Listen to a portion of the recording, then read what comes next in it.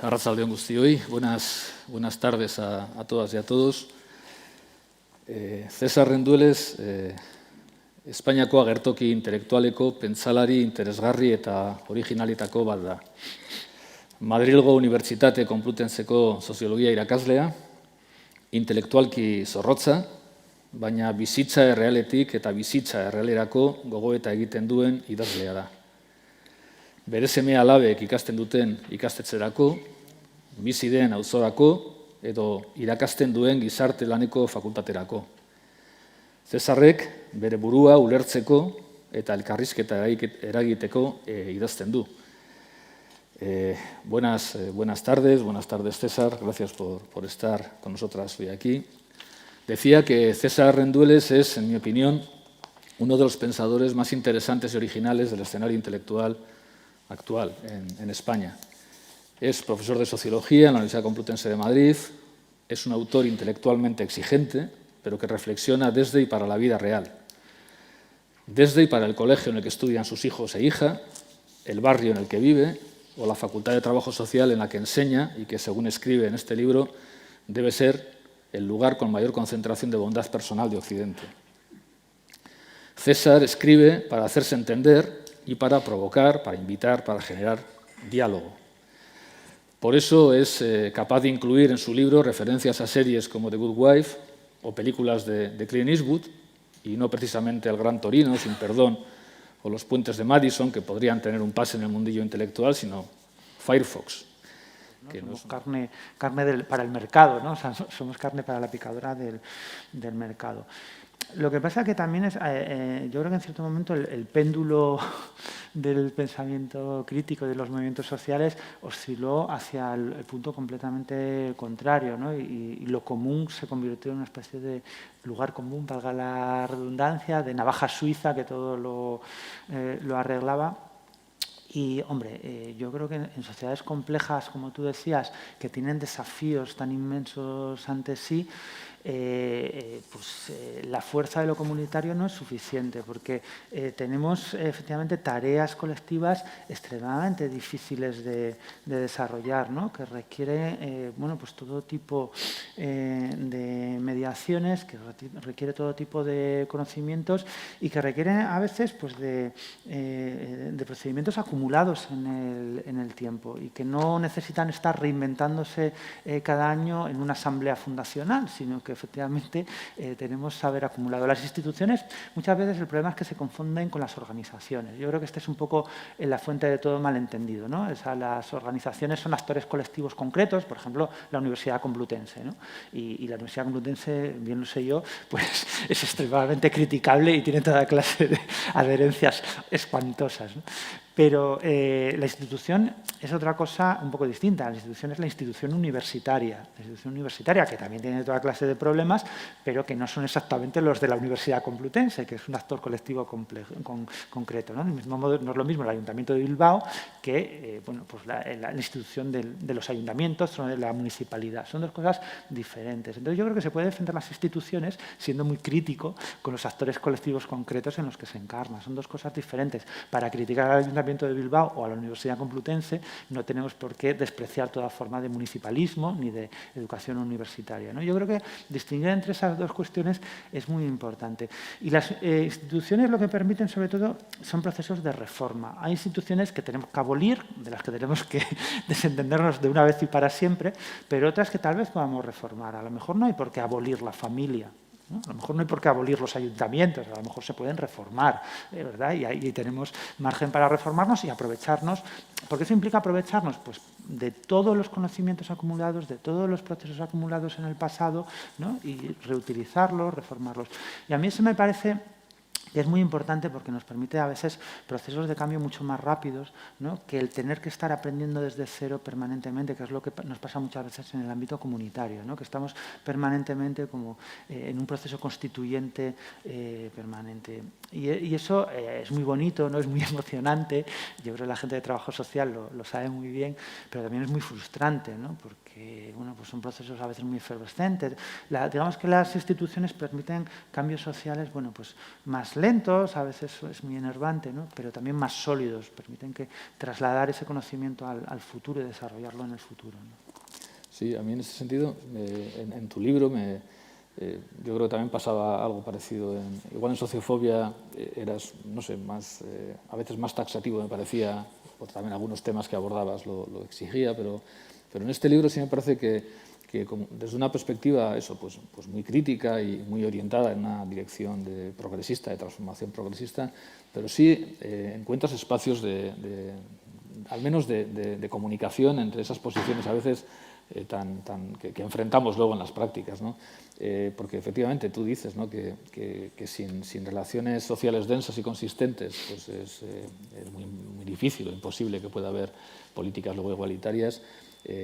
Tú lo dices bien, dices es difícil imaginar procesos emancipatorios profundos en sociedades líquidas individualistas, ¿no? O sea, no es contraponer comunidad a institución, pero este esfuerzo que haces por buscar, no un esfuerzo banal de decir, bueno, vamos a llevarnos bien, ¿no?, sino de efectivamente ver los riesgos de cada posición y las posibilidades de cada posición. Me parece muy rico en tu libro. Fíjate que es una cosa bueno, no conozco bien el contexto de aquí de Euskadi, ¿no?, pero seguramente habrá experiencias similares. Yo eso lo vi muy en la práctica en el contexto del municipalismo en Madrid, ¿no? Es decir, cuando de repente uno de los problemas que hubo con bueno, pues los gobiernos del cambio, si lo queremos llamar así, ¿no?, en Madrid, donde mucha gente de los movimientos sociales entró en el ayuntamiento o en la órbita del ayuntamiento, era que estaban los dos problemas a la vez y muchas veces las críticas venían de los dos lados, ¿no? Por una parte, no había un movimiento vecinal, un movimiento social amplio, profundo, arraigado, que exigiera al ayuntamiento cambios profundos y respaldara al ayuntamiento también frente, ¿no?, a quienes se resistían a esos cambios, bueno, pues cuando eran atacados, cuando el ayuntamiento era atacado, o sea, no existía ese movimiento, ¿no?, esa comunidad, pero tampoco existía, por otro lado, bueno, pues gente formada en las instituciones capaz de poner en marcha con un programa claro de cambio social, en el tiempo del que disponían, que era muy poco, todo eso que se quería hacer. Había muchos objetivos, pero muy pocas medidas para implementar esos cambios. Entonces, el problema era doble, ¿no? Y muchas veces había una especie de pelea absurda entre, ¿no?, los de la calle, más calle, necesitamos calle, y los de las instituciones, completamente ridícula cuando estábamos fallando en los dos frentes, y en los dos frentes a la vez y por razones similares, además, ¿no? Entonces, yo creo que es un tema que suena muy teórico, pero que es muy práctico en el fondo, ¿no? Y algo parecido a esta misma mirada que es capaz de ver posiciones a veces enfrentadas y que dices, pues igual no es una buena mirada enfrentar así las cosas complejas, ¿no? Lo detecto en varias partes de tu libro. Ahora has hecho referencia en dos ocasiones a la familia, ¿no? La familia es una institución que igual hay muchas cosas a reformar, pero la familia... Y tú en tu libro haces una reflexión cuando dices que hay cuestiones o que hay preocupaciones que la izquierda ha dejado a un lado como si no fueran importantes, pero que son muy importantes luego para la gente, ¿no? Citas cuestiones como la familia, como la enseñanza de calidad, como el deporte, como la seguridad ciudadana. Dices cosas muy interesantes sobre esto, ¿no?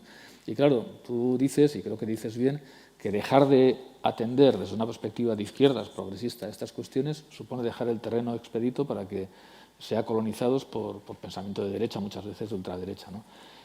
Me parece muy interesante esta mirada, ¿no? Sí, yo creo que es una cosa que también he aprendido en contacto con los trabajadores y sobre todo trabajadoras sociales, ¿no?, que tienen un contacto muy directo, bueno, pues con problemas y preocupaciones de gente de todo tipo, ¿no? Y me parece que muchas veces hay problemas, terrenos, que desde la izquierda, desde el pensamiento progresista, pues no nos sentimos cómodos. Son terrenos donde nos cuesta intervenir por distintos motivos, ¿no? Por distintos motivos, porque les vemos pues sedimentos o aspectos oscuros a esos terrenos, ¿no? Y preferimos pues esquivarlos, preferimos centrarnos en otros problemas sociales, ¿no? Y a veces no sale bien la jugada. pero otras no tanto, ¿no? Y yo sí creo que la extrema derecha emergente, sobre todo en otros países de Europa, está sabiendo muy bien detectar algunos de esos problemas como nichos vacíos, como espacios vacíos, para intervenir sobre ellos con propuestas terribles, horribles, inmorales, pero que muchas veces a la gente le dicen, bueno, por lo menos estos no hacen como que esos problemas no existen. No hacen como que esos problemas no existen, ¿no? Bueno, aquí tenemos la suerte de tener una extrema derecha bastante torpe, de momento, bastante torpe, que, claro, como se contentan con rascar, ¿no?, de lo que les deja el Partido Popular, bueno, pues y Ciudadanos, pues de momento... Pero yo creo que cada vez más se están dando cuenta de que esos espacios existen. ¿Y qué espacios son esos? Bueno, pues uno muy evidente es el de la seguridad ciudadana. Claro, el Estado español es un lugar comparativamente muy seguro, donde tenemos pocos problemas de inseguridad comparativamente con otros países. Pero eso no significa que no existan. Y además, en fin, la gente pobre los padece mucho más que la gente rica. Los pobres padecen mucho más la inseguridad ciudadana que los ricos, padecen mucho más los delitos, los robos, etcétera, ¿no? Entonces, que no existan quiere decir que, que existan quiere decir que es un problema que está ahí latente. Y lo cierto es que desde la izquierda nos cuesta muchísimo intervenir ahí, ¿no? Tenemos propuestas para mejorar las cárceles, para reformar la policía, etcétera. Pero tenemos muy pocos proyectos de seguridad ciudadana compatibles con un ideario igualitarista y progresista. Y eso hace que cuando surgen estos problemas, pues la izquierda, la derecha, la ultraderecha en particular, tiene el campo completamente despejado, ¿verdad? Y pasa lo mismo pues, con otras cuestiones como las políticas familiares. En el Estado español, el estado de bienestar que tenemos se distingue, yo creo que muy nítidamente de otros estados de bienestar europeos porque no tenemos prácticamente políticas familiares. No tenemos prácticamente políticas familiares. En algunas zonas de España más que en otras, pero en general son muy raquíticas, ¿no? Y eso hace pues, que, de nuevo, dejemos el espacio completamente libre para la derecha y la ultraderecha. Prácticamente, por ejemplo, para que os hagáis una idea, el único lugar del programa de Vox donde no son neoliberales a muerte es en las políticas familiares. El único sitio donde rompen un poquito su programa absolutamente neoliberal es en el asunto de las ayudas familiares, donde con un programa repugnante completamente, ultraconservador, etcétera, pero donde apunta que, bueno, pues sí, tal vez ahí alguna ayuda pública podría haber, ¿no? Hombre, yo creo que eso es un error, ¿no? Porque si de algo podemos estar seguros es de que la gente no va a renunciar a tener familia, o sea, de que la gente va a seguir queriendo a sus madres, a sus padres, a sus hermanos, a sus tíos, ¿no? Yo creo que es un error, de nuevo, muy grave. Es algo a lo que yo creo que deberíamos dar una vuelta, ¿no? Hay otros aspectos donde seguramente sea imposible intervenir desde la izquierda, pero hay otros donde yo creo que sí deberíamos ser capaces de desarrollar programas progresistas e igualitaristas. De hecho, tenemos un montón de ejemplos en el pasado, ¿no? Y uno de estos campos a los que tú dedicas, además te has dedicado también a ello, y es el deporte. O sea, a mí me ha gustado muchas cosas que dices, ¿no? Claro, igual hay deportes, el alpinismo, la escalada, el montañismo es más fácil, entre comillas, pensar que el alpinismo es de izquierdas, ¿no? Pero el fútbol, no sé qué tal. Pero tú defiendes mucho, seguramente no el fútbol pues, tan profesionalizado como tenemos a veces, ¿no? Pero incluso encuentras profundos valores y oportunidades para plantear cultura igualitaria en el deporte colectivo, ¿no? Los deportes de equipo, ¿no? Sí, efectivamente. Digamos que yo he trabajado mucho en gestión cultural, en intervención cultural, ¿no? Y es un terreno donde todo el rato hay mucha gente de izquierdas, hay mucha gente progresista, igualitarista, donde hay permanentemente esta idea, ¿no? De cómo construir espacios culturales, intervenciones culturales, progresistas, igualitarias, etcétera, ¿no? Y casi siempre se da ese tipo de reflexiones como en instituciones culturales que se llamaba antes de nueva generación, avanzadas, los típicos centros culturales, Media Lab, así, ¿no? Como de hormigón y acero, ¿no? Para que os hagáis una idea, normalmente en antiguos edificios industriales con un montón de ordenadores y tal. Y a mí siempre me da un poco de rabia, porque, bueno, yo participaba en eso, ¿no? Pero siempre me da un poco de rabia porque me parecía que de alguna forma se infravaloraba mucho el papel de instituciones culturales que eran de suyo muy igualitaristas, como las bibliotecas, por ejemplo, ¿no? Porque tú vas a una biblioteca y te encuentras desde un montón de jóvenes estudiando, un montón de jubilados que van a leer el periódico, a pasar el día, pero te encuentras a veces hasta personas sin hogar, un montón. Por ejemplo, en Barcelona había tantas que hicieron un programa en las bibliotecas públicas para darles instrucciones de dónde había duchas públicas, dónde se podían quedar, etcétera, ¿no? O sea, que son espacios exitosamente igualitaristas, ¿no? Y que a mí me parece que en esas discusiones tan avanzadas sobre la cultura crítica y tal, nunca se contaba con esos espacios más modestos y más que conseguirían convertir la igualdad en algo muy cotidiano, en un proceso de socialización, ¿no? Y me parecía que si había espacios sociales relacionados con la cultura que funcionaban de una manera parecida a las bibliotecas o a veces a los centros educativos públicos, era el deporte, ¿no? Me parecía que algunos deportes cumplían ese papel de socialización igualitaria muy exitosamente, ¿no? Pues, cualquier cancha de fútbol de barrio, a un club de montaña, etcétera, ¿no? Es verdad que se da una dicotomía muy extrema entre el deporte espectáculo, el deporte donde 22 aristócratas, ¿no?, dan una patada a un balón ante el éxtasis de millones de personas, ¿no?, y movilizan millones y millones de euros, y por otra parte otras experiencias deportivas participativas, colaborativas, ¿no?, y eso, donde se generaba una socialización igualitaria muy intensa. Y me parecía que eso era interesante porque tradicionalmente ha habido un gran rechazo desde la izquierda política al deporte. Digamos que la deportefobia es como el elitismo que la gente de izquierda nos podemos permitir, ¿no? Un autor, yo que sé, como Terry Eagleton, de impecable pedigrí izquierdista, es un trotskista, ¿no? Que además es muy de orígenes humildes y tal, pero todos los años pues publica un artículo, es como el de Manuel Vicente contra los toros, pues todos los años publica un artículo contra el fútbol, ¿no? Es como eso, el clasismo que nos podemos permitir la clase de los izquierdistas es la deportefobia. A mí eso me parece muy sospechoso, ¿no? No creo que solo en la escalada y en el montañismo haya valores igualitarios. Yo creo que, de hecho, hay un incipiente movimiento de deporte popular interesantísimo, no solo en el Estado español, en toda Europa, que, por ejemplo, está transformando el fútbol, ¿no? Y hay iniciativas de fútbol popular donde se da un trabajo vecinal y de valores progresistas que ya nos gustaría ver en otros espacios. Y además me parece que hay lecciones muy interesantes que se pueden sacar de esas experiencias deportivas y trasladarlas a otros espacios culturales, que a lo mejor desde esos espacios culturales avanzados, a lo mejor incluso desde la universidad, deberíamos mirar con más humildad a esos espacios deportivos populares, porque yo creo que tienen muchísimo que enseñarnos, ¿no?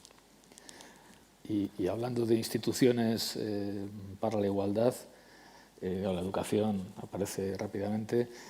La aparición de tu libro ha coincidido, además yo creo que en el mismo mes, con la publicación en castellano, te quería contraprogramar, yo creo, de Michael Sandel, ¿no? Michael Sandel ha publicado La tiranía del mérito, y desde luego tanto tú como él hacéis un cuestionamiento fuerte de esa ideología o esa ficción meritocrática y además lo hacéis y lo haces de una forma tan informada como inapelable, ¿no? Y es verdad que la educación pues ha convertido, y bueno, la socialdemocracia la ha utilizado durante décadas, ¿no?, como si fuera el gran artefacto que iba a permitir la igualdad de oportunidades.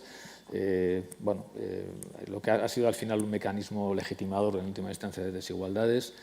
Tú dices cosas muy interesantes en tu libro, como decía entre otros subrayado, pero dices cosas como, por ejemplo, las instituciones educativas, claro, no el sistema fiscal, no la negociación sindical, no las políticas de vivienda. Las instituciones educativas son hoy el único espacio social en el que aspiramos a que se disuelvan los privilegios heredados y se generen otros nuevos basados en el mérito, ¿no? Y bueno, tú eres muy crítico, evidentemente, con esta ideología y también con cómo esas clases medias, que son más bien aspiracionales que otra cosa, pues cómo hemos picado un poco el anzuelo, ¿no? Y cómo hemos entrado en esa carrera del narcisismo meritocrático herido que decías antes y hemos puesto todos los huevos de nuestro futuro, bueno, del futuro de nuestras hijas e hijos sobre todo, en la educación, claro, haciéndonos también trampas en el solitario, ¿no? Porque ahí ha aparecido todo ese mundo de la educación, de la enseñanza concertada, que tú analizas y diseccionas de una manera muy interesante, ¿no? O sea, ¿qué está pasando con la educación y qué podríamos hacer para que sea una institución realmente igualitaria? Claro, yo creo que efectivamente la educación es el elemento central, tal vez, ¿no?, de la ideología meritocrática, ¿no? Porque, claro, es como lo único que nos han dejado, la única institución, el único dispositivo donde parece que ese control antidoping, ¿no?, que es la igualdad de oportunidades, pues tiene algún espacio de desarrollo, ¿no? No son desde luego las políticas fiscales, ¿no?, que no tienen la menor capacidad redistributiva ya, o tienen muy poca capacidad redistributiva, y no es desde luego el mundo del trabajo, que tiende a amplificar las desigualdades, ¿no? Sabemos que el sistema educativo más bien tiende también a reproducir y ampliar las desigualdades, pero ideológicamente al menos funciona como ese dispositivo igualador, o ese dispositivo de antidoping.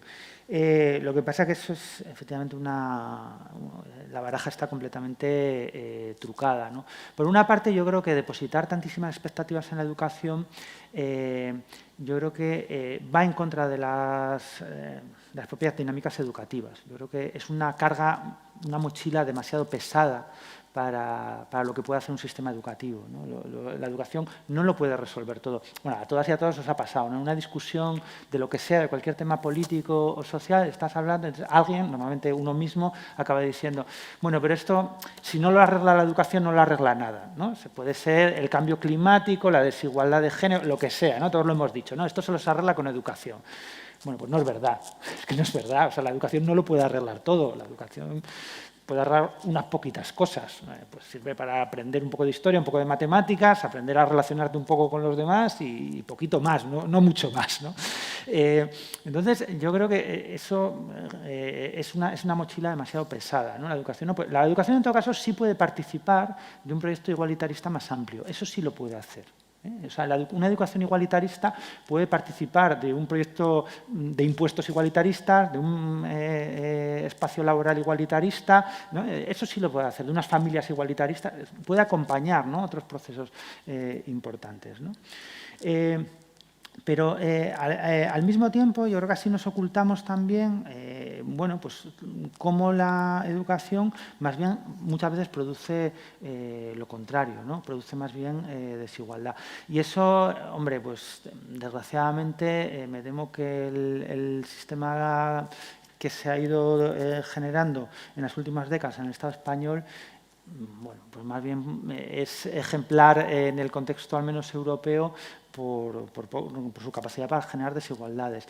Y es algo muy institucionalizado, sobre todo en el sistema dual que tenemos entre enseñanza pública y enseñanza concertada, ¿no?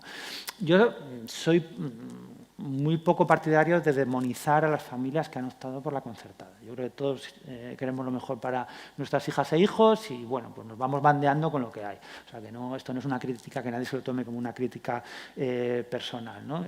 Pero yo creo que sí que tenemos que hacer una reflexión colectiva sobre qué tipo de modelo o qué consecuencias tiene este modelo dual, porque básicamente lo que ha permitido es generar un espacio donde las clases o ciertas familias de clase media, media alta, consiguen esquivar, ¿no?, los problemas del sistema público y un poco el sistema público queda como coche escoba, ¿no?, que va recogiendo lo que no puede absorber el sistema privado y el sistema público concertado. Hasta el punto de que el propio sistema público se va contaminando el sistema concertado. Y esto es alucinante, pero en Madrid llega a pasar. Cada vez hay más colegios públicos, institutos públicos que intentan blindarse, bunkerizarse, ¿no?, y quedarse solo con las clases medias altas o con cierto tipo de alumnado. ¿Cómo lo hacen? Pues, por ejemplo, esto ha llegado a pasar. Algunos colegios públicos dan más puntos a aquellos niños cuyas familias son exalumnos de ese colegio. A ver, esto podrían llamarlo el punto racista, porque evidentemente lo que intentan evitar es que haya migrantes que obviamente no van a ser exalumnos de esos colegios, ¿no? Podrían llamarlo, ¿no?, el punto racista. Esto está copiado de muchos colegios concertados y privados. Es una copia y es como las dinámicas privadas van contaminando también los colegios concertados, ¿no? Van contaminando también los colegios públicos. Entonces, yo ya digo, sin demonizar a nadie, sin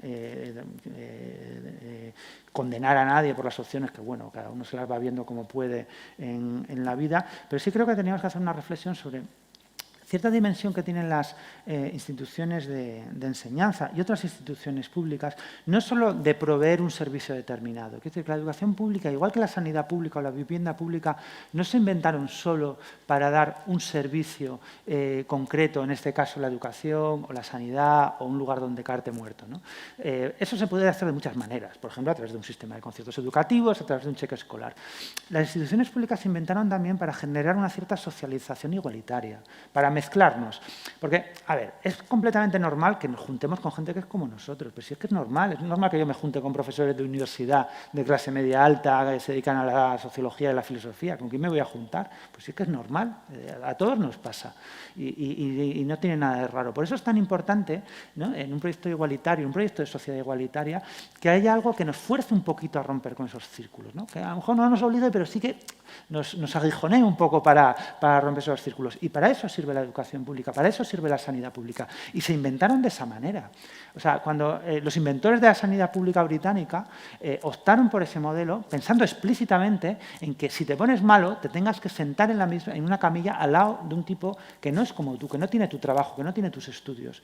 Que si vas a un colegio, tus hijos vayan a un colegio con gente que no es como tú, que no tiene tu trabajo, que no tiene tus estudios. Incluso el sistema de vivienda pública se diseñó explícitamente, en el caso inglés al menos, para que se mezclaran poblaciones procedentes de distintos espacios sociales, ¿no? Y eso es muy importante, ¿no? Entonces, algo que yo creo que es un componente que es esencial de los servicios públicos, de las políticas públicas, es esa idea de la socialización igualitaria. No solo dar el mismo servicio a todo el mundo, no, aprender a convivir en igualdad. Y eso, aprender que la igualdad, igual que la democracia, no es solo un modelo político, un modelo burocrático administrativo, debería ser un modo de vida, un ideal de vida, ¿no? Claro, pero esa defensa clara que haces de la educación pública y de lo público, o sea, no es nada autocomplaciente, porque en tu texto, desde tu propia experiencia como docente universitario, pero también yo creo que se filtra tu propia experiencia como padre de hijos e hijas que están en la educación pública, eres muy exigente también con la educación pública, ¿no? A mí yo cuando leía el libro recordaba un poquito, no sé si compartes o no aquello que escribía en Guita hace años, cuando decía es pública la escuela pública, ¿no? O sea, que incluso hay algunas perversiones profesionales, en fin, hay algunas cosas que habría que cambiar en la enseñanza pública para dignificarla, ¿no? Totalmente de acuerdo, ¿no? Perdón, O sea, por ejemplo, lo que dices de que nunca nadie, a mí tampoco, evidentemente, ni a nadie, lo más seguramente si ocurriera, nos echaríamos las manos a la cabeza, que nunca nadie ha entrado a tus clases para ver cómo impartes clase, a mí me parece muy, muy interesante, ¿no? Eso es como el gran secreto, ¿no? Yo creo que nunca comentamos las profesores y profesoras, es que, bueno, pues estamos viviendo ataques muy fuertes a la educación pública en las últimas décadas, son reales, o sea, es real, o sea, ahora mismo en el caso de la educación universitaria es brutal, ¿no? Hay lugares donde, universidades enormes, donde casi la mitad de las profesoras y profesores tienen contratos precarios, ¿no? Donde a lo mejor el 40% de los profesores tienen contratos de asociado, en unas condiciones lamentables. O sea, yo tengo compañeros que están literalmente, técnicamente en riesgo de pobreza. O sea, esto es así, ¿eh? O sea, no, os lo prometo que no me lo inventaré. Están en riesgo de pobreza y están dando clase en la universidad. O sea, que eso es muy real. Lo que pasa es que yo creo que ese ataque completamente real, esa mercantilización de la educación pública, ha generado una especie de proceso de bunkerización donde parece que todos los problemas tienen que ver con la falta de financiación y sin más financiación no se puede resolver nada. Y eso no es verdad. Eso no es verdad. Tenemos problemas enormes que tenemos que abordar, ¿no? Y que tenemos que abordar muy seriamente porque tienen que ver con la propia institución, lo que hablábamos antes, ¿no? Con cómo está organizada la institución educativa en todos los tramos educativos. Mi opinión es que va empeorando, o sea, que es mucho mejor la educación infantil que la primaria mejor que la de secundaria y la peor de todas es la universidad, donde se dan cosas tan absurdas como eso. A mí nadie me ha venido a ver nunca a dar una clase, o sea, a mí me han contratado desde hace muchos años que llevo dando clase y bueno, pues no leo el periódico en clase, intento dar clase lo mejor que puedo y me gusta mucho dar clase, pero podría leer el periódico en clase, que si mis alumnos no se quejan, ahí no se entera nadie, porque nadie me ha venido a ver dar clase nunca. nunca. Es algo completamente, bueno, mis estudiantes, pero nadie más, ¿no? Es una cosa completamente inconcebible, ¿no? Que no tengamos... Entonces, es muy malo eso, porque además es lo de los nichos vacíos de antes. O sea, como no tenemos una propuesta progresista desde la izquierda de mejora docente, de programas de evaluación docente, de crítica a los problemas que tenemos, pues entonces dejamos el campo completamente abierto para que llegue un tecnócrata o un neoliberal a decirnos, no, la única solución es la privatización o estos métodos mágicos que tengo yo aquí, ¿no? Poniendo unos posits de colores que se lo va a arreglar todo y con mucho más internet todo está arreglado, ¿no? Que es lo que nos ha pasado, efectivamente, ¿no? Que llegan unos tipos hablando de, ¿no? Las clases invertidas y no sé qué procedimientos mágicos y ya está todo arreglado. Cuando de hecho, hace años, no hace tanto, todavía en los años 80 y mucho antes todavía, digamos que la izquierda estaba a la vanguardia de la renovación pedagógica. Los movimientos de renovación pedagógica eran movimientos de izquierdas y mucho antes también, ¿no? O sea, quiero decir que hay toda una tradición libertaria y anarquista de renovación pedagógica muy interesante. Yo creo que ese pulso de no quedarte en el búnker ahí quejándote de lo mal que está todo y tenemos que resistir, sino tomar la iniciativa, a mí me parece muy, muy importante. Y que seguramente eso permitiría que mucha gente que desconfía pues, o que intenta esquivar los problemas de la educación pública, pues volviera a la educación pública, ¿no? Y se sintiera atraído por esos programas de mejora docente. De hecho, esto es un cotilleo, pero pasa a veces. Hay muchas veces colegios que ponen en marcha, colegios públicos que ponen en marcha proyectos muy atractivos de renovación pedagógica, que suelen estar a veces situados esos proyectos en colegios muy abandonados, en zonas muy pobres, con muchísimos problemas sociales. ¿Por qué? Pues porque son colegios tan abandonados por la administración que los profesores y las profesoras dicen, bueno, pues esto está tan terrible, está tan abandonado que mira, vamos a probar a dar, ¿no? Pues, a tirar para adelante con todo lo que podamos, ¿no? En vez de resignarnos, vamos a hacer un cambio lo más radical que podamos. Y muchas veces funciona. Y lo que pasa a veces es que esos colegios acaban gentrificándose de alguna forma, ¿no? Porque hay muchas familias de clase media, incluso media alta, que les atrae ese proyecto educativo y acaban intentando llevar a sus hijos pues, a colegios de barrios complicados, con muchísimos problemas sociales, porque les atrae ese proyecto educativo. Hay algo muy perverso ahí, un poco repugnante en el fondo, pero que también yo creo que hay una enseñanza interesante, ¿no? Que es que se puede hacer, ¿no? Que no es imposible. O sea, que más allá de los problemas financieros somos capaces de pensar la mejor educación para todos y para todas. Sí se puede hacer eso, ¿no? Y hablando de haceres y poderes, a mí me ha interesado mucho bueno, pues algo que planteas en el capítulo 12, sobre todo, ¿no? Y otra vez también me remito a mi propia experiencia como docente y también como militante muchas veces, ¿no? Que es esa tensión entre el cambio estructural y los compromisos o las prácticas individuales, ¿no?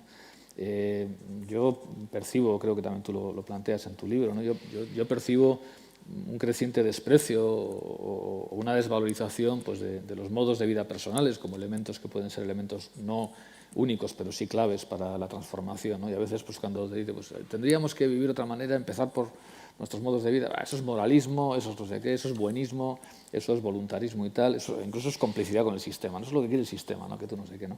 Y tú das mucho valor a estas prácticas advirtiendo contra el voluntarismo inútil, ¿no? Y cuentas esa anécdota tan bonita de tu amigo berlinés y su abuela en relación a las personas refugiadas, ¿no? O sea, ¿dónde está la importancia? ¿Por qué es importante la práctica, el compromiso personal? Sí, bueno, la anécdota para los que no hayáis leído el libro es que me contaba un amigo esto, leer el libro, ¿eh? No, os la cuento. Un amigo de Berlín, cuando la crisis de los refugiados, bueno, cuando más intensamente se vivió la crisis de los refugiados en Alemania, ¿no? Es una persona que lleva militando pues, décadas, ¿no? En movimientos sociales autónomos y contaban pues, la cantidad de discusiones, estuvieron semanas, meses discutiendo, ¿no? En los círculos autónomos sobre qué hacer con los refugiados, si tratar de ofrecerles alguna clase de refugio, pero eso efectivamente sería complicidad con el sistema, solucionar de alguna manera, ¿no? Lo que debería estar suministrando las instituciones públicas, solventarle la papeleta al Estado, pero entonces tampoco, porque ¿qué hacemos? Nos quedamos viendo a esta gente padecer sin hacer nada, ¿no? Y aquello era, bueno, unas discusiones súper teóricas, tal. Y entonces él contaba que, bueno, una de estas se fue a visitar a su tía abuela, que vivía en una ciudad cercana, una señora así católica y tal, y se encontró con un refugiado viviendo en casa de su tía abuela, que ni siquiera había comentado nada, ¿no? Entonces, pero bueno, de tal. No, sí, pues nada, fuimos a misa, ¿no? Y el párroco nos dijo, oye, pues sí, que han venido, tenemos unos refugiados, no tienen dónde vivir. Y dije, no, pues vente para casa, ¿no? Y así con toda normalidad, tan normal que ni siquiera se lo había comentado a mi amigo, ¿no? A mí eso es algo que me resultaba muy cercano, que yo, no yo, que soy mucho peor persona, pero sí en la experiencia de militantes mucho mayores que yo, que conocí en los años 70 y 80, ¿no? Pues, de mis padres, de vínculos a mi familia, a mis círculos de afinidad, sobre todo en Gijón, pues era algo muy cotidiano, ¿no? O sea, que la actividad política con un objetivo pues, más estructural, más general, tenía una continuación, ¿no? en la vida cotidiana y eran cosas completamente, bueno, pues que se vivían como un continuo, indiscernible, ¿no? Yo todavía me acuerdo algo que en la primera organización en la que milité, yo claro, de aquella no tenía un salario, porque era muy joven, no trabajaba, pero recuerdo que todo el mundo daba el 10% de su salario. Eso era lo que se daba, o sea, no había ninguna discusión. Vamos, yo creo que hoy le planteas a alguien que tiene que dar 10% de su salario al partido del que forma parte, pero eso, cualquier militante, cualquier militante de base daba el 10% de su salario, ¿no? Y es una tensión que yo creo que a mí me parece que lleva a un cinismo muy desmovilizador, muy desmovilizador. Es verdad que nos cuesta mucho, es muy doloroso. A veces lleva también a una culpabilización absurda de quienes no conseguimos ser héroes morales, ¿no? Yo soy muy vago, soy muy perezoso, me cuesta mucho todo eso, pero que lo contrario, el renunciar completamente a tratar de incorporar a tu vida esos ideales lleva al cinismo más absoluto, ¿no? Y a mí me parece que al revés, que es muy movilizador el participar o el llevar a tu vida personal todo eso. Es que acabamos de tener un ejemplo, bueno, unos cuantos ejemplos muy cercanos. Primero con el COVID, ¿no?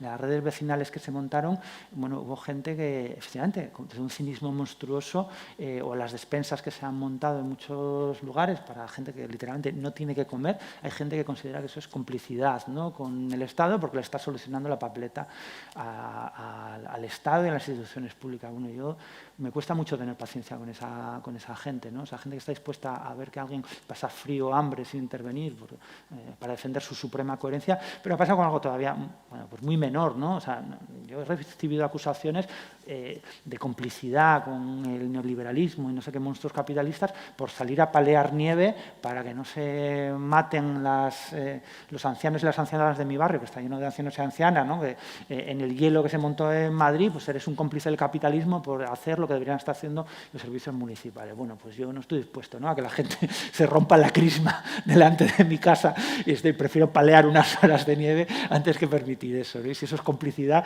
pues venga, bienvenida a la complicidad, ¿no? Yo creo que es un valor muy a reivindicar el contrario, ¿no? El que se desvanezcan esas contradicciones entre lo personal y lo estructural. Y yo creo que los grandes momentos de efervescencia política se caracterizan precisamente por eso, ¿no? Porque esas dicotomías se disuelven, ¿no? Y de repente empieza a ser muy fácil o mucho más fácil incorporar todo eso a la vida cotidiana y se hace con mucha normalidad y de repente te das cuenta que aquello que te parecía heroico, terrible y como un desafío, pues tampoco era para tanto, ¿no? Y que no hace falta tampoco darle tanta importancia, ¿no? Si hay personas, hay más cuestiones, seguiremos, pero si hay personas que quieren preguntar alguna cosa o sí, por ahí, bueno, aquí tengo alguna cosita más. Aquí hay una... pero bueno, a viva voz, ¿no? Se va a escuchar, ¿no? Sí. A mí me ha parecido primero muy interesante la charla. Creo que el tema de la transversalidad me parece fundamental y creo que sobre todo en política haría falta mucha transversalidad, ¿no? O sea, yo lo que creo que hemos vivido todos los que somos más de tendencia izquierda es que a la izquierda le hace falta, aquí apuntaba y según hablabas, pues la dicotomía vida-aborto, que creo que se tiene que haber llevado de otra manera. O sea, yo creo que defendemos el aborto, pero porque defendemos la vida, ¿no? El tema de la familia que la derecha se ha apropiado muchas veces, yo creo que el tema de la migración, el tema de la enfermedad mental, el tema de la pandemia, entonces, y esa convergencia que a veces no se da, aunque yo por ejemplo a veces me he dado cuenta y digo, a veces estoy más de acuerdo con algún conservador que algún militante de izquierdas, que ya no estoy en ciertos partidos, o el tema de los sindicatos, ¿no? Que también desde ahí, ¿no? Entonces yo creo que hemos abandonado ciertas políticas prácticas de resolver los problemas de la gente y los estamos buscando en manos de las derechas, ¿no? El tema de las banderas.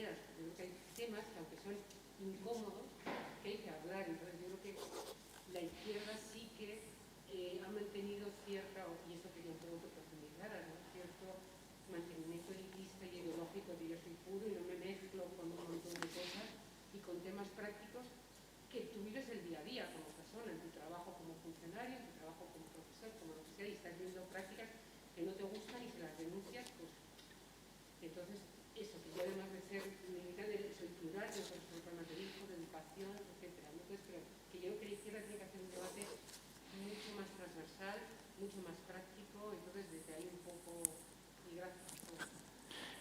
Perdón, César, si alguien quiere que levante la mano, se le da un papel y así va apuntando. Es la primera pregunta para romper el hielo, lo hacemos así, pero mientras va respondiendo, levantáis la mano y os dan un papelito para que no estemos echando... Muy bien. ¿Respondo o dejamos hablar? Sí. Sí, efectivamente, un poco esta es mi preocupación. Yo creo que muchas veces el asunto este de la transversalidad se entiende mal como una apuesta por el centro político y no tiene nada que ver. O sea, yo no soy del centro, o sea, yo soy una persona de izquierdas. Lo que pasa es que yo creo que hay efectivamente preocupaciones compartidas que se pueden abordar tanto desde la izquierda como desde la derecha. Y poner en el centro esas preocupaciones, yo creo que es efectivamente cambiar completamente los esquemas políticos, ¿no? En una dirección emancipadora. Yo creo que realmente, bueno, es algo que se ha comentado mucho en los últimos años. O sea, realmente consigues que se produzcan cambios de calado, no cuando cambias tú, sino cuando haces cambiar a tu oponente, ¿no? Y esto bueno, pues lo comento muchas veces. Yo creo que en el campo de la igualdad hay mucho terreno por jugar, muchísimo terreno por jugar. Y conviene recordar que no hace tanto hubo... hace apenas 40 años, 50 años, que en términos históricos es un suspiro, ¿no? Había gobiernos conservadores que ponían tasas fiscales que hoy, o tenían políticas fiscales que hoy nos parecerían delirios bolcheviques, ¿no? Completamente. O sea, que hubo gobiernos conservadores que a las rentas por encima de los $100.000, por ejemplo, más o menos, yo qué sé, 100.000 euros, les imponían con un 90%. Cada dólar adicional te quitaba el 90% del Estado. Si le dices a alguien que eso es una política conservadora de derechas hoy, te mira como si estuvieras loco, ¿no? Y era gente conservadora, ¿no? Y era gente conservadora que apostaba por la televisión pública, ¿no? Algo tan loco hoy como eso, ¿no? Que no hubiera televisiones privadas, por ejemplo. O sea, incluso hoy, cuando discutes con gente de derecha sobre cuestiones de igualdad, realmente las posiciones no están tan alejadas a veces de lo que parece, porque mucha gente conservadora en realidad lo que está preocupada es por la responsabilidad, por el esfuerzo, por la obligación. Y a mí ese es un valor que me parece importante para el igualitarismo. Yo creo que el igualitarismo no es solo un sistema de derechos, también es un sistema de obligaciones. Y ese yo creo que es algo que a lo mejor también tendríamos algo que aprender de la gente más conservadora, que nos preocupe la igualdad como algo que te implica sacrificios también, ¿no? Y obligaciones, y el preocuparte también por qué das tú, qué aportas tú. Lo que pasa es que yo creo que esa preocupación por el esfuerzo, como desde la izquierda a lo mejor no la hemos sabido abordar bien, ha sido apropiada por gente que la ha trastocado completamente y la ha convertido en una monstruosidad competitiva y asquerosa y meritocrática. Pero yo creo que hay mucho margen para convertir eso en una preocupación compartida por valores igualitaristas, ¿no? Y efectivamente, hombre, yo, claro, no he hablado de las banderas porque es un terreno muy resbaladizo, ¿no? Yo no sé si desde la izquierda, de ahí cómo se ha configurado la historia española desde la transición, tenemos margen para intervenir sobre la identidad nacional. Lo que sí estoy seguro es que ha habido una apropiación por parte de la ultraderecha de los símbolos del Estado que prácticamente no se da en ningún otro lugar del mundo que yo conozca y que tiene efectos terribles. Porque, claro, hasta ahora, bueno, pues la bandera, el PP a veces, y ni siquiera mucho, porque les identificaba con el franquismo y tal, tampoco es que hicieran mucho uso. Pero en el momento en que por distintos motivos ese símbolo ha cogido fuerza, pues la ultraderecha ha vivido su 15M. Yo ya digo, no soy muy partidario de intervenir ahí porque no se me ocurre ninguna solución. Yo no veo mucho margen de maniobra para la izquierda porque la historia es la que es, ¿no? Y no veo mucha solución. Pero es un problema, aquí no lo notaréis seguramente, pero vamos, os aseguro que en Madrid es un problemón enorme. Os pongo un ejemplo muy fácil. En Madrid, cuando empezaron a aparecer mascarillas con la bandera de España, inicialmente era identificarse inmediatamente que esa persona era de ultraderecha, inmediatamente. O sea, es que no había la menor duda. A día de hoy yo veo a hijos de migrantes que van al colegio de mis hijos públicos con la bandera de España, en la mascarilla. Es decir, que es una victoria simbólica de ultraderecha. Han conseguido que ese símbolo que pusieron en la arena pública ellos, pues se haya generalizado, ¿no? Y eso es un problema para la gente no defendemos esos valores, ¿no? Pero ya digo, concretamente de las banderas prefiero no hablar porque es un terreno extremadamente resbaladizo, ¿no? Bueno, van llegando algunas preguntas. Aquí hay una que dice, esta miopía de los partidos nuevos y de las políticas igualitarias alcanza también al mundo rural. Es decir, ¿hay una mirada reflexiva en tu libro La España vaciada, por ejemplo? ¿Respondo? Sí, Sí. Vale. Sí, efectivamente. Bueno, muchísimas gracias por plantear esta cuestión que a mí me parece crucial, ¿no? Uno de los sesgos más fuertes de elitismo y de clasismo que veo tienen que ver justamente con ese sesgo geográfico. Tiene que ver efectivamente con un sesgo relacional, ¿no? con quién se relacionan las élites, con un sesgo de renta, tenemos más dinero, más capital educativo, pero también geográfico, ¿no? Y os pongo un ejemplo. Entre los fundadores de Podemos no había nadie que viviera fuera de Madrid, nadie, ni una sola persona. Me arriesgaría a decir que no había nadie que viviera fuera de la M30. ¿Sabéis que la M30 es la carretera de circunvalación esta de Madrid, ¿no? Esto es brutal, ¿no? Porque muchas veces, de hecho, lo que pasa es que las grandes ciudades reproducen ese esquema de centro-periferia, ¿no? Y hay gente que vive en la periferia de Madrid, que tiene una relación parecida a la que con el centro de Madrid, a la que tiene la gente que vive en Soria con el centro de Madrid. De hecho, os pongo también un caso muy, muy curioso. En Madrid no hay ningún periódico local. O sea, siempre se dice, no, las noticias solo hablan de Madrid. Mentira, hablan de lo que pasa en el Congreso de los Diputados, de lo que pasa en Fuenlabrada, es completamente imposible de enterarte en Madrid, ¿no? O sea, que se da. A mí por eso me parece que lo que pasa en los espacios rurales, ¿no? Ese completo olvido de la gente que vive en un mundo que es mucho más complejo. Yo creo que desde las ciudades nos imaginamos el mundo rural como una pequeña aldea olvidada donde viven 3 personas. Yo lo que veo, al menos de lo que conozco en Asturias, es que el mundo rural es mucho más complejo. Y es el mundo también de los pueblos grandes y las ciudades pequeñas, que son espacios mucho más permeables, donde la gente abandona a veces el pueblo y se va a una ciudad mediana, vuelve al cabo de unos meses o al cabo de unos años, ¿no? Y son espacios muy complejos y donde hay problemas sociales también muy complejos que tienen que ver con la desigualdad. Y en un espacio, de nuevo, muy abandonado, yo creo, por la izquierda, a veces muy idealizado de una manera muy idiota y donde cada vez más yo creo que la ultraderecha está viendo un espacio de intervención. Lo hacen muy mal, porque lo que conocen en el mundo rural es lo que ven, ¿no? En su Land Rover cuando van de montería, eso es lo que ellos conocen del campo, pero lo están intentando, ¿no? Y se está viendo pues, que en algunas movilizaciones de agricultores, por ejemplo en Extremadura, eso pasó, hay intentos, ¿no? De infiltración de la extrema derecha cada vez más potentes, porque mucha gente se siente muy abandonada, porque está muy abandonada, ¿no? Y entonces se agarran pues, a los únicos que por lo menos no fingen que no están ahí, que no fingen que ese problema no existe, que dan soluciones monstruosas, pero bueno, al menos fingen que no existen. Así que a mí me parece que eso pasa un poco lo mismo que decía respecto al deporte, ¿no? Que deberíamos empezar a mirar a los espacios rurales complejos como una fuente no solo de problemas, sino también de soluciones. Yo creo que mirando a esos problemas, que son, por ejemplo, la cantidad de impuestos que paga la gente que vive en el campo y los servicios que recibe. O sea, es algo que a mí me vuelve loco. O sea, hay gente que paga más impuestos que yo y no recibe ningún servicio. O sea, no tiene bibliotecas, no tiene piscinas, correos cuando hay, no tiene ningún tipo de transporte público y paga los mismos impuestos que yo y a veces más, ¿no? O sea, eso es un problema inmenso que se reproduce muchas veces en las periferias, en los barrios de las grandes ciudades, ¿no? Así que yo creo que muchas veces es más un modelo, ¿no? de soluciones y de movilización debería serlo y no tanto como algo olvidado que, bueno, si nos sobra tiempo, bueno, ya atenderemos también a los del campo que si nos sobra un poco de tiempo, ¿no? Yo creo que deberíamos invertir un poco la perspectiva. ¿No? Sí. Hay otra cuestión, pido disculpas de antemano si no la interpreto bien. Literalmente dice, buenas tardes, el cinismo inconfesable pero presente en el estado de bienestar como tema. Gracias. No sé si se está refiriendo a algo que también ha dicho antes César, ¿no? Como a veces hemos construido pues, principios igualitarios o modelos de instituciones del bienestar que solamente plantean derechos, que no plantean obligaciones. En todo caso, si no interpretamos bien la pregunta, pues que la vuelvan a escribir, por favor. Pero bueno, ¿puede haber algún tipo de efecto perverso en las instituciones del bienestar, igualitarias?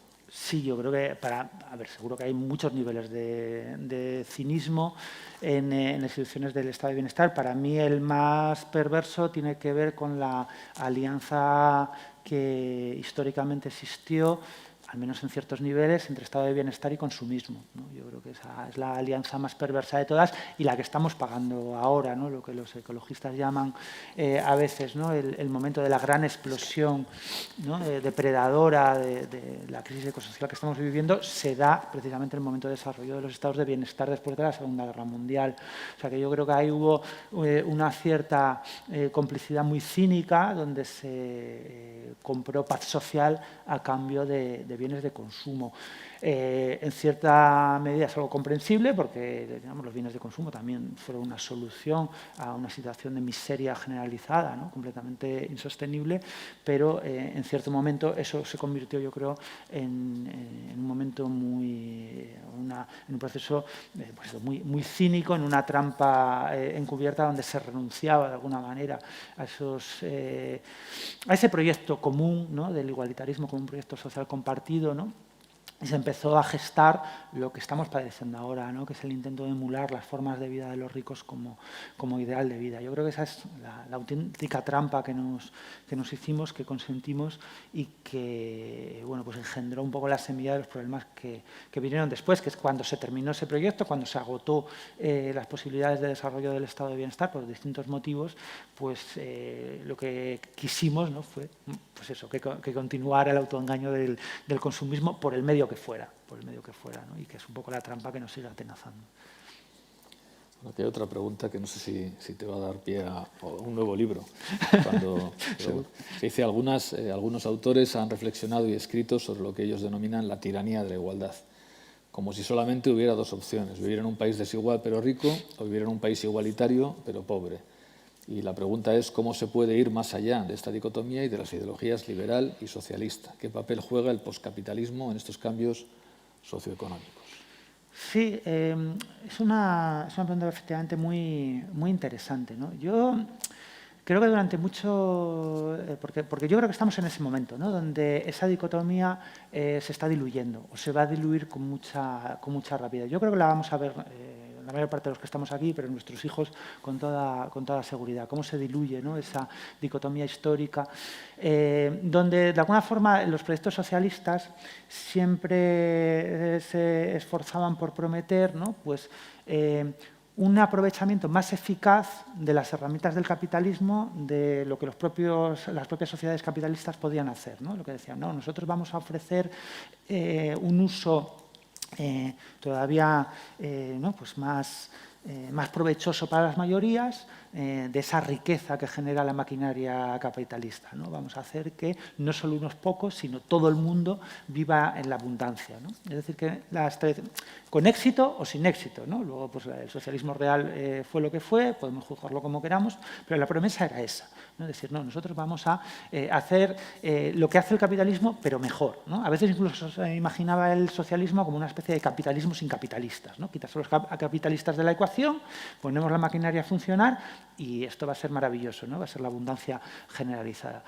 Por primera vez nos enfrentamos, porque el planeta no da para más, ¿no? A una crisis ecosocial en la que los proyectos emancipadores tienen que hacer sus promesas, desarrollarse, sin prometer un futuro de abundancia material o de incremento de la abundancia material, sino más bien de contención material, al menos en los países ricos, de decrecimiento, ¿verdad?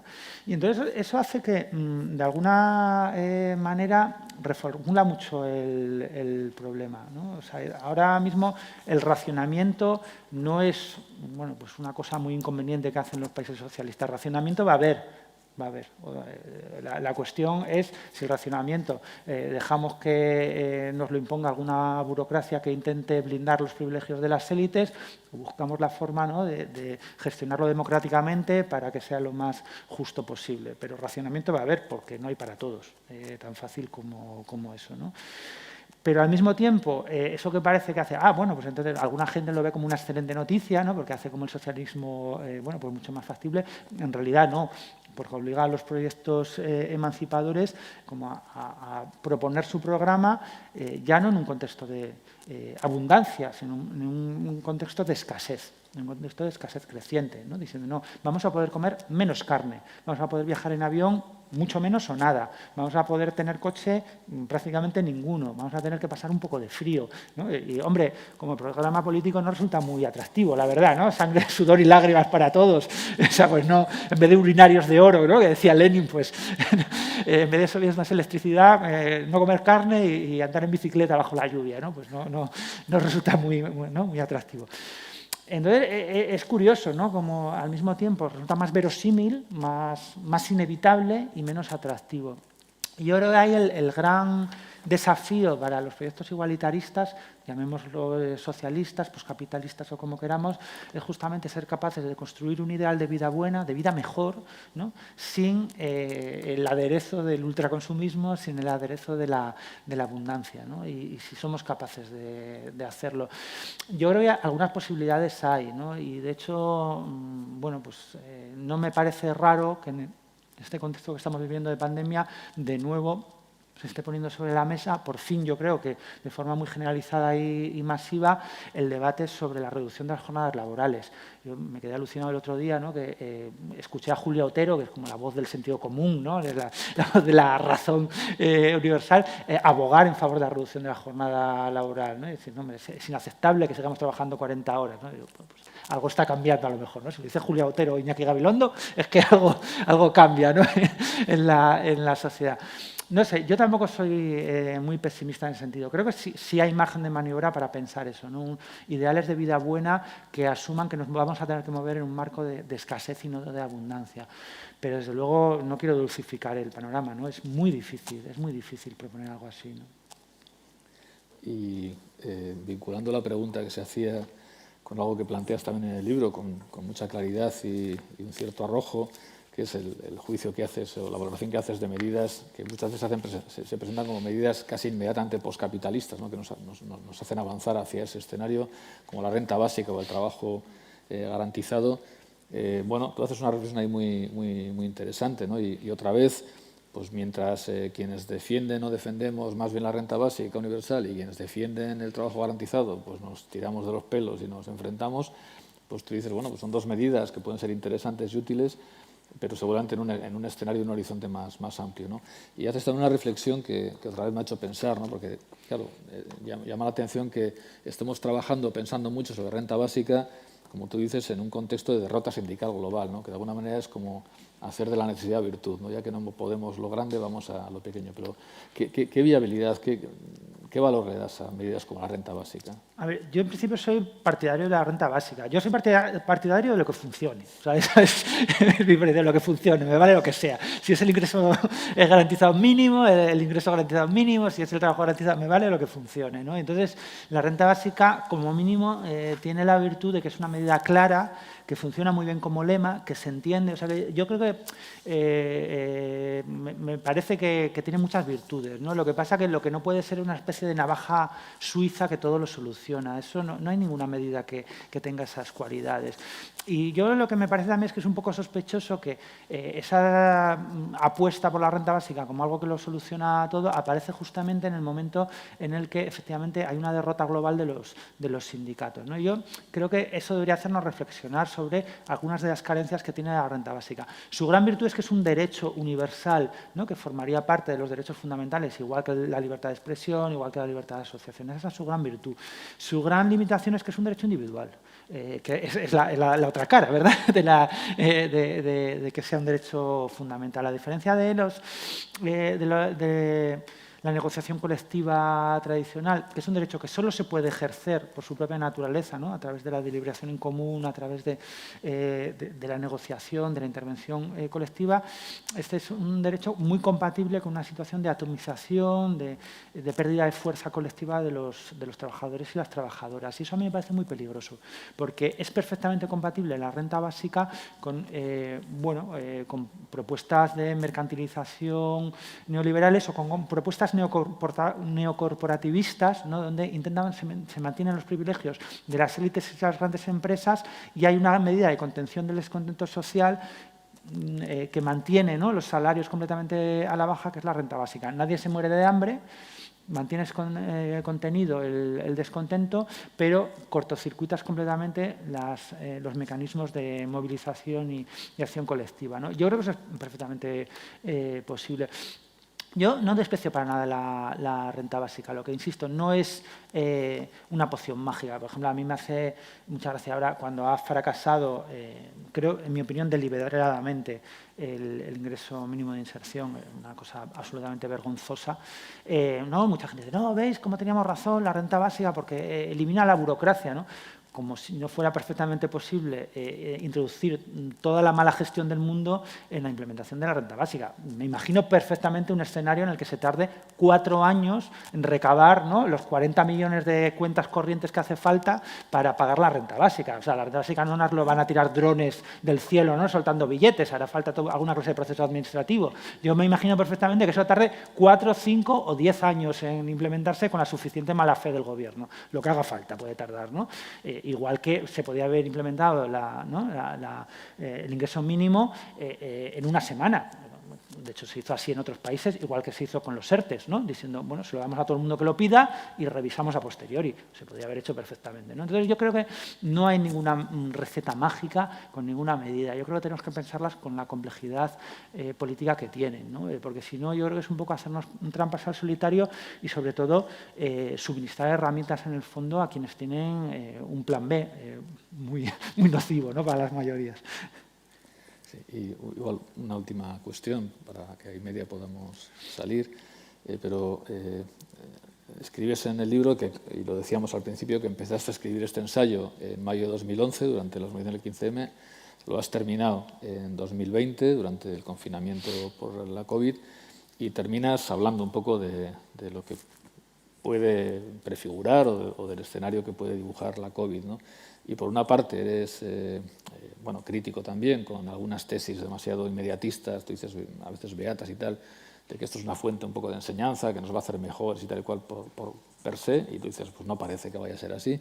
Pero también es cierto que dices que el sufrimiento compartido ha contribuido a rejuvenecer y volver a poner en circulación algunas propuestas de corrientes igualitaristas que ya venían defendiéndose, ¿no? Pues la Primavera Árabe, Occupy, 15M, el movimiento feminista, etcétera, ¿no? Aunque ahora ya te vamos a pedir casi que hagas de bruja Lola y tal, pero ¿por dónde ves que podemos avanzar a partir de este momento en el que estamos? ¿Qué podemos aprovechar? ¿De qué deberíamos subir? Pues para poder dar un pasito, aunque sea 1 milímetro, en esta línea de construcción de un proyecto igualitario.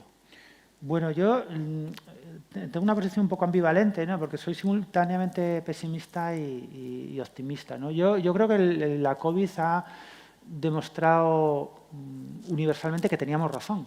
Y además yo creo que es algo que reconoce muchísima gente. O sea, yo de verdad que estos meses pues, he tenido ocasión de hablar con muchísimos periodistas, también con algunos políticos. Y es curioso como mucha gente, tanto de derechas como de centro y tal, reconoce que de alguna manera, no tan abiertamente, pero que teníamos razón, ¿no? Que los servicios públicos estaban destrozados, que muchos de los problemas que señalábamos eran evidentes, ¿no? Que había un problema de igualdad brutal, que había un problema de desigualdad en el acceso a la vivienda descomunal, que había pobreza larvada que nos estaba mostrando que preferíamos no ver, ¿no? Y lo reconocen. O sea, hay un reconocimiento implícito de que el diagnóstico de las fuerzas emancipadoras de los últimos 10 años era real. Bueno, el caso más alucinante fue este editorial del Financial Times, donde abogaba por el intervencionismo del Estado, la renta básica, cito de memoria, la centralización económica, bueno, una especie de decálogo socialista completamente demencial, ¿no? Recordaba aquel episodio de Los Simpson que hay una invasión marciana, ¿no? Y el locutor de la televisión se pone de parte de los marcianos a mitad de telediario, ¿no? Es una cosa completamente enloquecida. Entonces, yo creo que hay una especie de reconocimiento ideológico de que el proyecto neoliberal está cerrado, de que ha concluido, ¿no? De que es un programa muerto, que no da más de sí, y que eso no se puede volver atrás, que los tiempos de la globalización neoliberal no van a volver. Yo creo que una señal interesante en ese sentido es el cambio de rumbo de la Unión Europea, ¿no? O sea, lo que parecía era anatema, lo que significó una especie de golpe de estado de baja intensidad en Grecia hace no tantos años, ahora es aceptable, ¿no? Pues de repente hay crédito para políticas sociales por parte de la Unión Europea. La cuestión, ¿por qué eso, por el lado pesimista, creo que nos enfrentamos a un escenario muy negro? Porque creo que tenemos muy poca capacidad de movilización. Yo creo que nos ha pillado en un momento a las fuerzas del cambio muy bajo. Hemos tenido 10 años muy intensos, de muchísimo desgaste, y nos ha pillado pues con la guardia muy baja. Yo veo mucho cansancio. Yo lo que veo a mi alrededor es mucho cansancio. Y el único casi espacio que veo que está resurgiendo con mucha fuerza es el movimiento vecinal, con muchísima fuerza, al menos en el caso de Madrid, no puedo hablar de otros sitios, pero con muchísima fuerza. Y eso parece algo muy bueno, y es muy bueno y no lo es tanto, porque el movimiento vecinal siempre ha sido un espacio refugio. O sea, cuando digamos que otras iniciativas políticas ¿no? entran en crisis o se ven como agotadas, pues te refugias un poco en lo cercano, ¿no? En los movimientos de vecinos, que tienen un poco esta cosa de ayuda de emergencia, donde estamos dedicados eso, pues a despensas de emergencia, a problemas sociales casi haciendo de trabajadores y trabajadoras sociales, ¿no? Entonces yo creo que eso es un problema. Y en cambio estamos asistiendo a una derecha y ultraderecha muy movilizada, con una cierta capacidad de movilización. O sea, a mí lo que pasó en el barrio de Salamanca este verano, a mí no me pareció ninguna broma, ¿eh? O sea, eso no es ninguna broma. O sea, nos reímos mucho de los cayetanos, son muy ridículos, etcétera, pero que gente literalmente rica, o sea, ricos, salgan a movilizarse a la calle, ¿no? Ante la impunidad, con la impunidad más absoluta, en una situación donde a cualquiera, vamos, se pusieron 1 millón de multas, os recuerdo, en esas fechas, 1 millón de multas en toda España. Yo no conozco a nadie del barrio de Salamanca al que le hayan puesto una multa por hacer auténticos disparates en esos meses, ¿no? Con una impunidad brutal, que hayan salido a la calle de esa manera a dar un mandato clarísimo a las élites políticas. A mí eso me preocupó y me dio miedo, porque por el otro lado no estamos teniendo ninguna capacidad de respuesta y se están haciendo auténticas barbaridades. Pues a lo mejor por aquí no tanto, pero lo que estamos viviendo en Madrid y otros lugares es completamente alucinante, ¿no? En Andalucía. Y no tenemos ninguna capacidad de respuesta. Entonces, yo creo que el problema que tenemos es una cierta capacidad discursiva, o sea, yo creo que ahí estamos muy bien, pero una desmovilización descomunal y muchísimo cansancio y muchísimo agotamiento, ¿no? Político. Entonces, bueno, es una de cal y otra de arena. Bueno, pues habíamos dicho que a las 8:30 cerrábamos para que podamos ir a nuestros lugares. Y nada, yo tengo que decir que ha sido un placer, que tenía muchísimas ganas de poder compartir un ratito con César. Es una pena que haya venido a este Bilbao perimetrado, donde no hemos podido ni siquiera invitarle a unos pinchos ni a nada. A lo mejor eso sirve para que pueda venir en otra ocasión. Sí, por favor. Y nada, pues agradecerle muchísimo el esfuerzo, porque ha sido un día además de mucho trabajo para él. Y creo que todas y todos nos vamos con mucha satisfacción por haber compartido este acto. Muchas gracias a todas y a todos.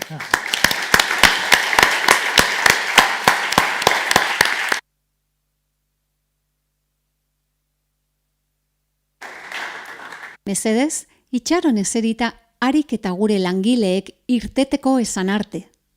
Saiatu irteeran inorrekin aurrez aurre topo ez egiten, ez gelditzen. Gorde beti ziurtasun tartea. Eskerrik asko laguntzeagatik. Por favor, espere sentado hasta que nuestro personal le indique que puede salir. Intente no cruzarse ni detenerse en la salida. Mantenga siempre la distancia de seguridad. Muchas gracias por su colaboración.